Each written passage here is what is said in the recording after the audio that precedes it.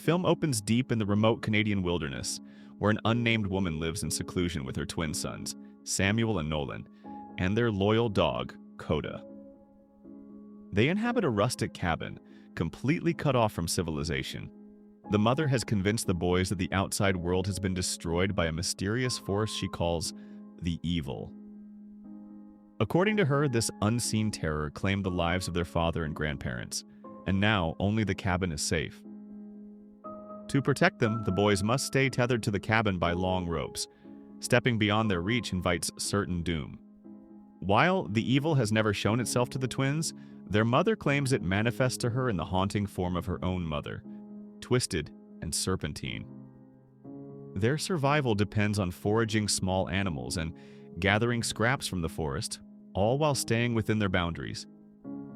One day, Nolan spots an egg just beyond the rope's limit.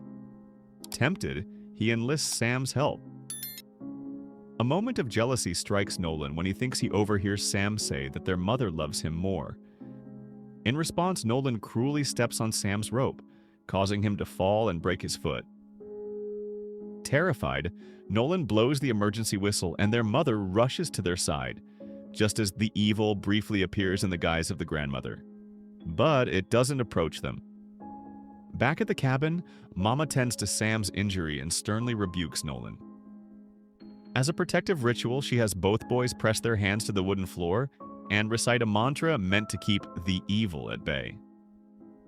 Nolan later confesses to Sam what he thought he heard, but Sam insists he never said it. That night over dinner, Mama tells the boys a chilling story. Once she saw what looked like a young girl trapped in a gopher hole, screaming for help. But suspecting it was the evil in disguise, she ignored the cries. The girl eventually stopped moving, seemingly dead, but Mama never dared go back to check.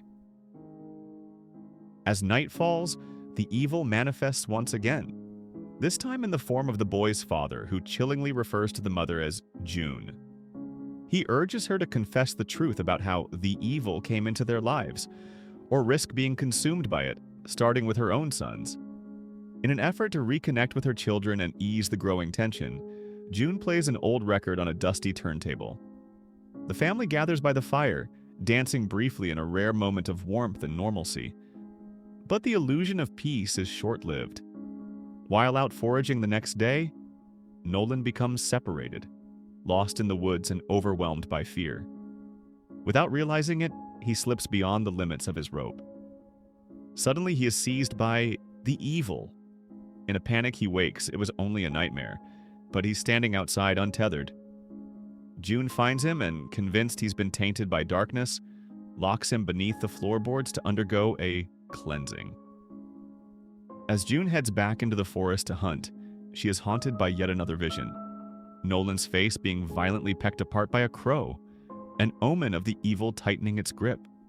With winter fast approaching and their food supply critically low, desperation takes hold.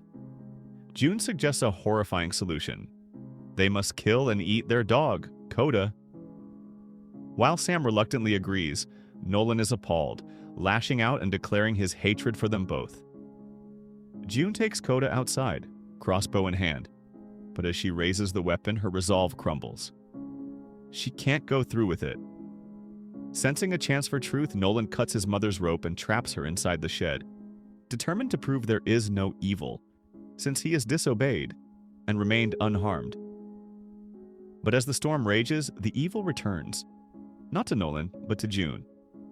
Trapped and terrified, June begs her son to let her out, finally admitting she hasn't told them everything. She's tormented by visions of her own mother who mocks her for what she did, killing her husband and parents in a desperate attempt to contain the evil she had unleashed. But now that evil has come for her. Realizing there's no escape, June takes the only path she believes will break the cycle. She slits her own throat. Sam finds her lifeless body in the shed.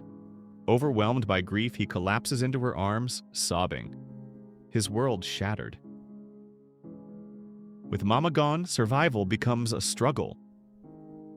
The food supply dwindles and Sam begins to grow weak and feverish.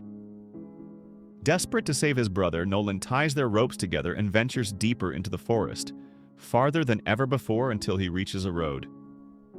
There he begins calling out for help. Later, when Nolan returns to the cabin, a wandering hitchhiker named Cole arrives, having heard his calls. Cole offers Nolan some food, but their moment of hope turns dark when Sam, suspicious and armed with a crossbow, emerges and shoots Cole with a bolt through the chest. Cole staggers into the forest, dialing for help before collapsing and dying beneath a tree. Nolan retrieves the food and brings it back to Sam, who, despite his anger at Nolan for breaking the rules, eats and slowly regains his strength. Still haunted, Sam steps outside and believes he sees Mama in the shed, but finds only her decaying body. Suddenly, a young girl appears behind him. She claims to be Cole's daughter and says she was waiting for her father to return. When she notices Sam holding her father's flashlight, the truth begins to surface. Sam stammers, trying to explain, but the girl bolts into the woods. He chases her only to get his rope tangled in the trees. Then the girl transforms into something else, a spider-like creature, a new face of the evil, and attacks Sam, infecting him. Nolan finds Sam and brings him home, unaware of the darkness now inside him. Sam begins to change. Possessed by the evil, he torments Nolan, traps him in an upstairs room, and sets the cabin ablaze, watching coldly as the flames rise. But Nolan manages to escape. As he flees, the evil appears again, this time in Mama's form, trying to manipulate him, break him. But Nolan refuses to yield. He lures the creature into the cellar and clings to it tightly, not in fear, but with love. He reaches deep within himself and offers a pure memory, his love for his mother. In that moment, the evil's true form is revealed, a grotesque, scaly, lizard-like being. But instead of attacking, it embraces Nolan and vanishes into nothingness. By dawn, firefighters arrive at the ruins of the cabin. Beneath the wreckage, they find Nolan, alive. Sam is rescued too, wounded but breathing. As a rescue helicopter lifts them away, their loyal dog Coda races behind them. In the final moments, a Polaroid taken by Sam reveals a chilling detail, a clawed hand resting on his shoulder. Nolan turns to him and says with quiet relief, "We're finally free."